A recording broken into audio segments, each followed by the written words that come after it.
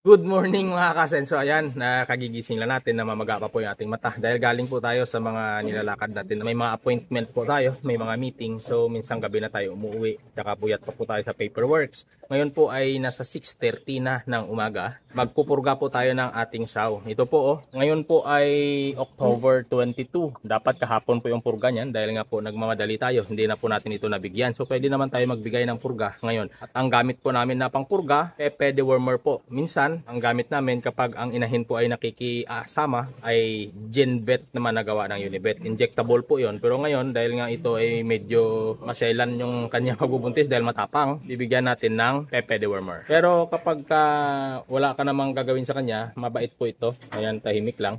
So start na po tayo, bigyan natin ng pepe dewormer. Pero once na ito po ay nasaktan mo, talagang mangangagat po. So ngayon, i-pepe dewormer lang po natin. Ayan po, simulan natin. Ito po yung dewormer nating gamit po. Ito po yung itsura niyan. May sachet po niyan. Ito po ay approximate weight na tumitimbang po ito ng nasa 200 kilos mahigit. Bibigyan po natin ng 20 grams ng pepe dewormer. Ang 20 grams po ay mga nasa 4 na kutsarita. Ito po, ganito lang po ang pagbibigay natin. So, 4 na kutsarita. Ihalo natin sa kanyang feeds. Ang kanyang kinakain ngayon 3 kilo. Isa. Ayan po, 4 na kutsarita. Hindi po masyadong puno yung katataman lang. Tapos ihalo natin sa kanyang feeds. Po yung pepe dewormer. Ilalagay natin dun sa kanyang feeds at ibibigay natin kay Mama Pig. I-mix lang po natin na mabuti para hindi mapait. Tubigan lang natin ito ng kaunti. Ayan, kaunting tubig lang para hindi mabulunan dahil medyo tuyot. Mga ka-asenso, binigyan natin ng pepe dewormer. Ngayon po ay ika 106 days na po kasi 105 kahapon, 106 days na siya ngayon. So mga anak po ito, target is nasa 30, ika 114 days niya, October 30.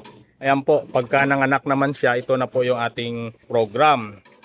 Sa day 1, inject po tayo ng Sustalin LA kung ito po ay masyado pong stress. Pero kung katamtaman naman, malusog naman ang ating inahin, pwede pong Premoxil powder na lang 3 consecutive days. Pero kung sobrang hina po talaga, nag-i-inject po kami dun sa unang araw ng pagpanganak.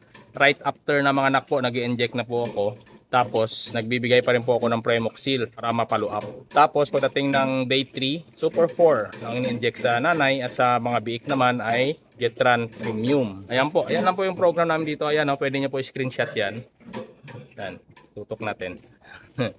Okay? Okay. Ayan. Siyempre, naka-ready na po dapat sa atin yung, ayan, Mistral. Pulbuhan ng dilamigi ng mga piglets. Ayan po. Tapos na po natin itong purgahin. Dagdagan na lang natin ng kaunti yung tubig.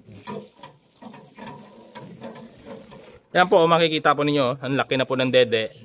Pang 5th parity na po niya ito ngayong mga anak. Pang 5 beses na po niya mga anak, kaya malaki yan. Hopefully po na buhay at malulusog lahat ng kanyang piglets. Ayan po ang aking dalangin din dahil sa panahon ngayon marami po ang mga mami pie. Hindi po kasi tayo nakapagbigay ng parvo vaccine.